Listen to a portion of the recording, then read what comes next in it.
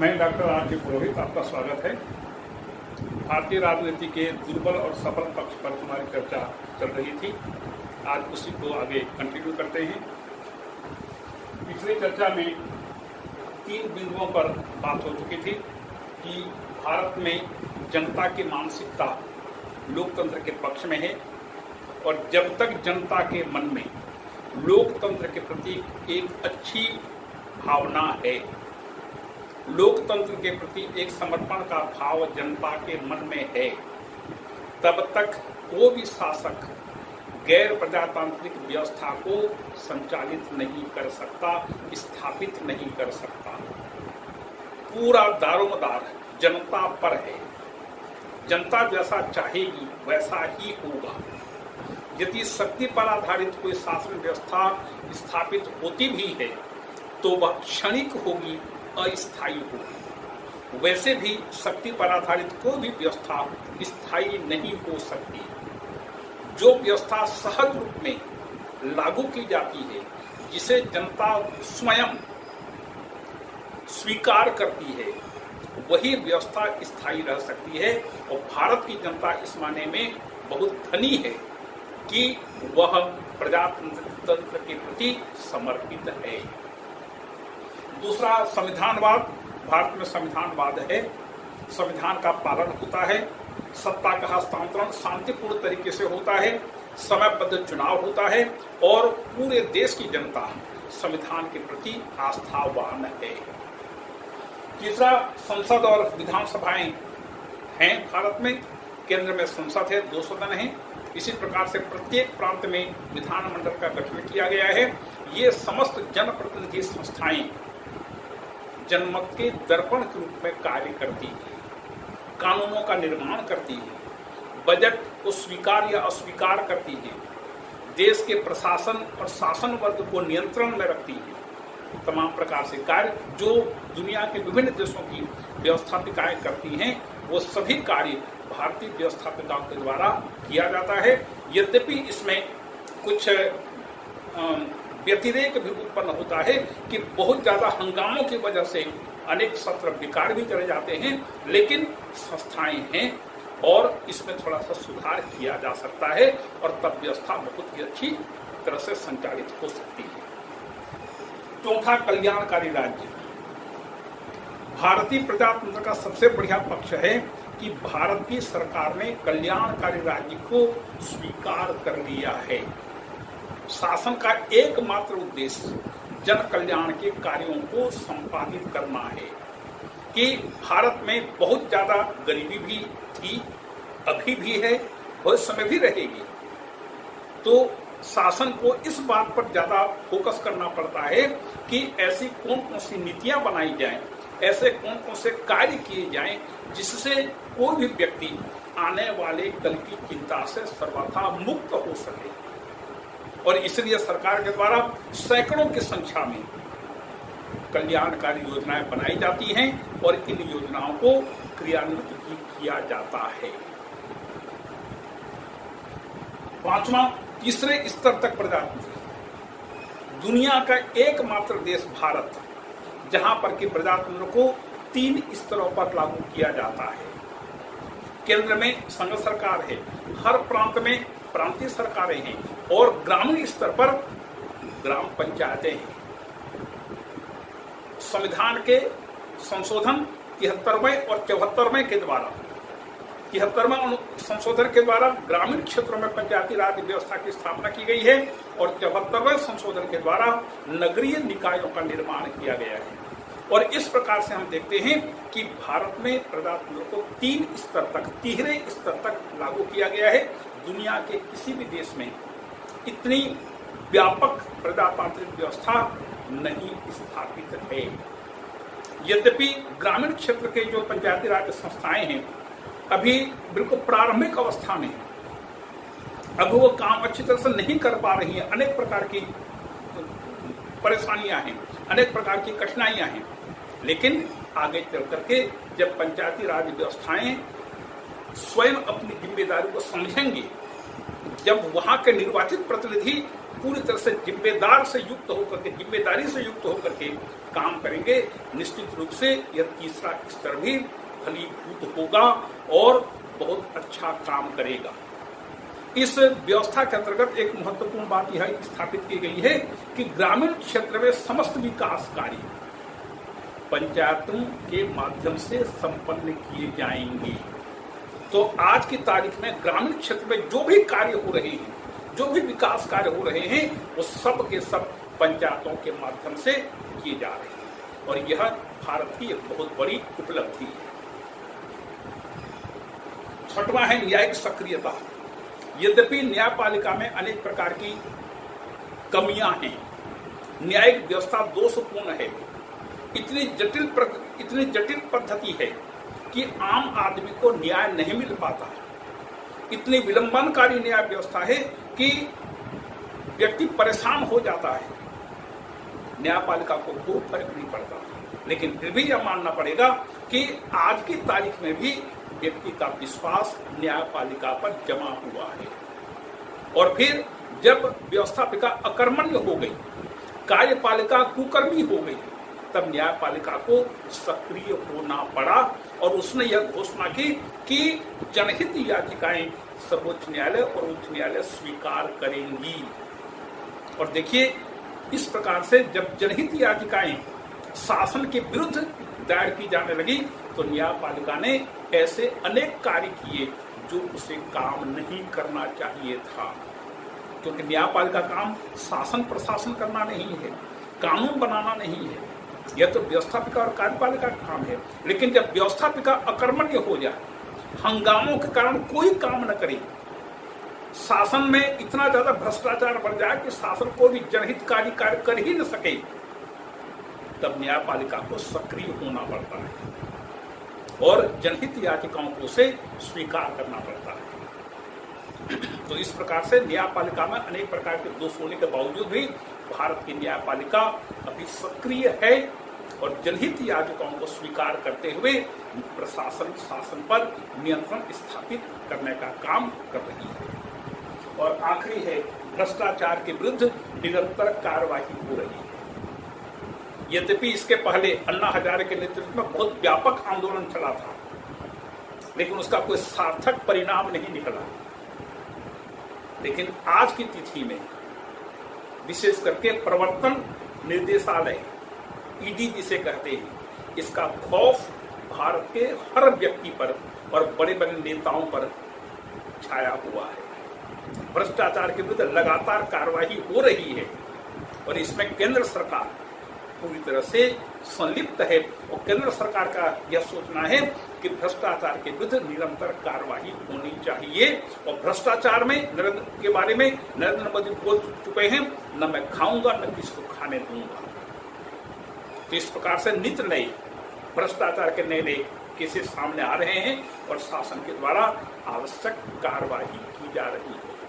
ये भारतीय प्रजातंत्र का सबल पक्ष है कि इसके पहले इतना ज्यादा भ्रष्टाचार फैला हुआ था कि राजीव गांधी को बोलना पड़ा कि हम जो भी राशि सैंक्शन करते हैं आम जनता के लिए, केवल 15 पैसे ही राशि वहां तक पहुंचती है, बाकी 85 पैसे पूरी रास्ते में पूरा लोग खा जाते हैं। तो लोग भारत में वाहवाही करने लगे प्रधानमंत्री की कि देखिए, प्रधानमंत्री ने स्वीकार कर दिया कि भारत में इतना ज्यादा भ्रष्टाचार है, लेकिन खुद भ्रष्टाचार के वो अंग हैं। क्योंकि कोई भी प्रधानमंत्री, कोई भी मंत्री यदि यह स्वीकार करता है कि भारत में बहुत ज्यादा भ्रष्टाचार फैला हुआ है, तो वो उसे पद पर रहने का अधिकार नहीं रह जाता।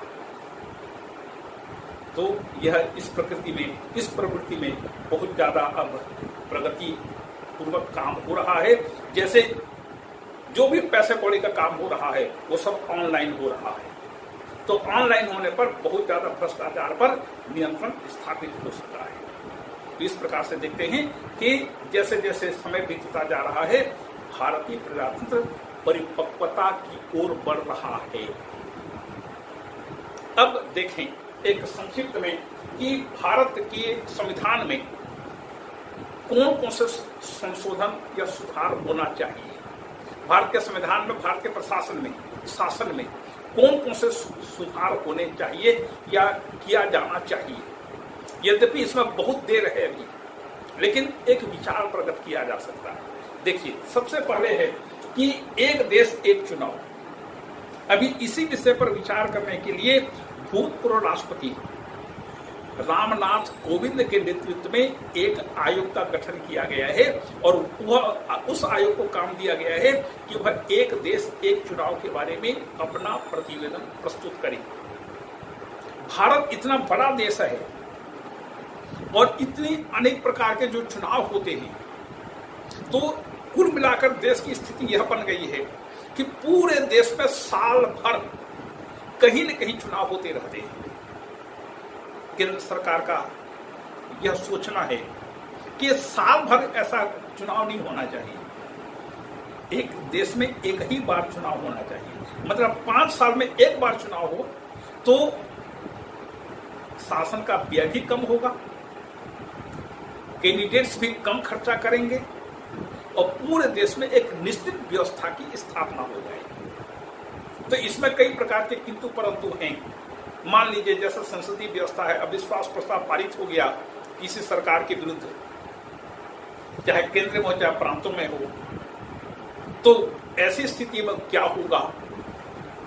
क्या मंत्रिमंडल को भंग कर दिया जाएगा? यदि मंत्रिमंडल को भंग कर दिया गया तो दूसरा मंत्रिमंडल कौन बनाएगा? दूसरा मंत्रिमंडल बनाने के लिए आवश्यक बहुमत किसी के पास नहीं है, तो कैसे करेंगे? बाकी जो कार्यकाल की शेष अवधि है उसका क्या होगा? तो अनेक प्रकार की ऐसी समस्याएं हैं और इन सभी समस्याओं पर विचार करने के लिए केंद्र सरकार ने आयोग का गठन किया है। आयोग अपना जब प्रतिवेदन देगा तब उस पर विचार होगा। दूसरा, न्यायिक व्यवस्था में सुधार। ये बहुत ही जरूरी चीज है कि एक ऐसी व्यवस्था की स्थापना की जाए कि कम से कम समय में व्यक्ति को उचित न्याय की प्राप्ति हो सके और जितने पेंडिंग मामले हैं इन सभी मामलों पर तत्काल कार्रवाई की जा सके। आज की तिथि में पीड़ित पक्ष यह सोचता है, यह अपेक्षा करता है कि उसके साथ न्याय जल्दी से जल्दी होना चाहिए, जबकि पीड़ित पक्ष यह सोचता है कि मामला जितना लंबा खींचा जाए उतना बढ़ जाए। तो पीड़ित पक्ष पर ज्यादा ध्यान देना चाहिए। वर्तमान समय की भारतीय न्याय व्यवस्था पीड़ित पर ज्यादा ध्यान देती है, पीड़ित के हितों को ज्यादा ध्यान देती है, पीड़ित पक्ष की उसके कोई परवाह नहीं होती। ये बिल्कुल अनुभव अभी तक हमारे यही बताता है। तो न्यायिक व्यवस्था में उसके प्रक्रिया पर सुधार किया जाना चाहिए और ऐसे सुधार होना चाहिए कि यदि तमाम चीजें स्पष्ट हैं तो तत्काल उस पर निर्णय होना चाहिए। और इसके लिए न्याय जो प्रक्रिया है, सुनवाई की जो प्रक्रिया है, उस पर विचार किया जाना चाहिए। जैसे अभी थोड़े दिन पहले अनुच्छेद 370 को उसकी बहाली के लिए, पुनर्बहाली के लिए जो अभी याचिका सर्वोच्च न्यायालय में पेश की गई है, उस पर 18 दिन तक लगातार 16-18 दिन तक लगातार सर्वोच्च न्यायालय ने सुनवाई की। तो इतनी लंबी चौड़ी बहसबाजी की आवश्यकता क्यों है? जो वकील वहां पर घंटों तक बोलते रहते हैं, 4-4, 5-5 घंटे तक दलील देते रहते हैं, क्या इन सभी दलीलों को वहां पर उपस्थित न्यायाधीश बड़े ध्यान से सुन करके समझ पाते हैं? संभव ही नहीं है। आप खुद सोचिए, आप क्लास में बैठे हैं, 40 मिनट का पीरियड होता है, प्रोफेसर आपको जो भी पढ़ाते हैं 40-45 मिनट तक टू द पॉइंट पढ़ाने के बावजूद भी क्या आप लगातार 40-45 मिनट तक प्रोफेसर की हर बात को ध्यान से सुन पाते हैं? संभव नहीं है। तो फिर सर्वोच्च न्यायालय के न्यायाधीशों से अपेक्षा क्यों की जा सकती है कि वो भी 4-4, 5-5 घंटे तक, 10-10 घंटे तक एक मामले की सुनवाई में अनेक प्रकार सभी वकीलों की दलीलों को इतने लंबे चौड़े दलील को सुने, ध्यान देवे और उसके आधार पर कार्रवाई करें? यह संभव ही नहीं है। इसलिए जो भी हो, एक संक्षिप्त सी चर्चा होने के बाद उस पर डिसीजन हो जाना चाहिए। लंबी चौड़ी बहसबाजी की आवश्यकता ही नहीं। तो न्यायिक व्यवस्था में सुधार वर्तमान समय का तकाजा है। तीसरा, चुनाव व्यवस्था में सुधार होना चाहिए। वर्तमान चुनाव व्यवस्था जो है उसमें स्पष्ट बहुमत प्राप्त किया हुआ कोई भी व्यक्ति, प्रायः 90% निर्वाचित सदस्य उस निर्वाचन क्षेत्र से स्पष्ट बहुमत से निर्वाचित नहीं होते। बहुत कम ऐसे अवसर आते हैं, बहुत कम ऐसे उम्मीदवार विजयी होते हैं जिन्हें उस निर्वाचन क्षेत्र में स्पष्ट बहुमत प्राप्त होता है। तो यह व्यवस्था में सुधार किया जाना चाहिए। जो निर्दलीय हैं, ऐसे लोगों को हतोत्साहित करना चाहिए चुनाव में खड़े होने के लिए। यह भी तो केवल जमानत जब्त होता है, कुछ और कार्रवाई होनी चाहिए। जो मान्यता प्राप्त, जो केवल पंजीकृत दल हैं, उन पंजीकृत दलों पर ही नियंत्रण स्थापित होना चाहिए कि लोग केवल अपने स्वार्थ पूरा करने के लिए ही राजनीतिक दलों का गठन करते हैं और उसका पंजीकरण निर्वाचन आयोग में करा लेते हैं। इस प्रवृत्ति पर भी निरंतर अंकुश किया जाना चाहिए। जैसे एक समय था जब राष्ट्रपति के निर्वाचन में लोग केवल अपना नाम कमाने के लिए खड़े हो जाते थे, नाम कमाने के लिए, जीतने की कोई संभावना नहीं, एक भी वोट उनको नहीं मिलता था, लेकिन राष्ट्रपति के हर चुनाव में खड़े होते थे। राष्ट्रपति का चुनाव कोई म्यूनिसिपालिटी का चुनाव नहीं है, ग्राम पंचायत के सरपंच का चुनाव नहीं है, लेकिन राष्ट्रपति का चुनाव लड़ रहे हैं, एक भी वोट उनको नहीं मिलता। तो जिस प्रकार से उसको नियंत्रित किया गया, इसी प्रकार से सामान्य निर्वाचनों में भी अनावश्यक जो कैंडिडेट्स खड़े होते हैं, ऐसे लोगों पर प्रतिबंध लगाया जाना चाहिए। फिर मुफ्तखोरी बंद होना चाहिए। ये जो फ्री में बांटने की प्रवृत्ति हमारे राजनीतिक दलों में दिख रही है, इसको पूरी तरह से बंद किया जाना चाहिए। और यदि मुफ्तखोरी करते हैं, अभी थोड़े दिन पहले समाचार आया था कि चुनाव आयोग ने ऐसे मुफ्तखोरी के प्रश्न पर एक फॉर्मेट तैयार किया है और उसे राजनीतिक दलों के पास भेजा है। और उस फॉर्मेट में है कि आप जो घोषणा कर रहे हैं उस पर अनुमानित व्यय क्या होगा। एक फिर उसमें लिखा गया है कि यदि आप ऐसी घोषणा करते हैं, उस पर अनुमानित व्यय जितना होगा उसकी पूर्ति आप कैसे करेंगे। टैक्स बढ़ाकर करेंगे, दूसरे जगह और पैसा लेंगे, उधार लाएंगे, कहां से आप उस पैसे को, उस खर्च को मैनेज करेंगे, किसी खर्च में कटौती करेंगे, कहां से आपको पैसा मिलेगा। जैसे इलेक्ट्रिसिटी 200 यूनिट तक फ्री में देने की घोषणा जैसे पंजाब में और कहीं पर है, तो 200 यूनिट पूरे प्रदेश की जनता को आप 200 यूनिट तक फ्री ऑफ कास्ट बिजली देते हैं, तो उसमें जो भी व्यय होगा उसकी पूर्ति कहां से होगी। और होता यह है कि 200 यूनिट पर जितना खर्चा हुआ शासन का, राज्य शासन का, कोयले से प्रायः इलेक्ट्रिसिटी का उत्पादन होता है भारत में ज्यादा, तो कोयला प्राप्ति के लिए जो राशि उनको खर्चा करनी पड़ती है वो सब पैसा पेंडिंग में रह जाता है और इस प्रकार से कोयला खदानों पर करोड़ों अरबों की देनदारी राज्य सरकारों की रह जाती है। तो ऐसे मुफ्तखोरी नहीं होना चाहिए। यदि व्यक्ति को आप घर बिठाए काम, घर बिठाए पैसे देंगे तो इससे काम चौटाई बढ़ेगी, लोगों की क्षमता का ह्रास होगा। हाँ, न्यूनतम आवश्यकता है, जैसे चावल है, गेहूं है, ये चीजें आप दीजिए, लेकिन आप लैपटॉप देंगे, आप स्कूटी देंगे, आप और टीवी देंगे, तो ये आप बसों में फ्री पास देंगे, ये बुरी प्रवृत्ति है। इसी प्रकार से संसद में सुधार किया जाना चाहिए।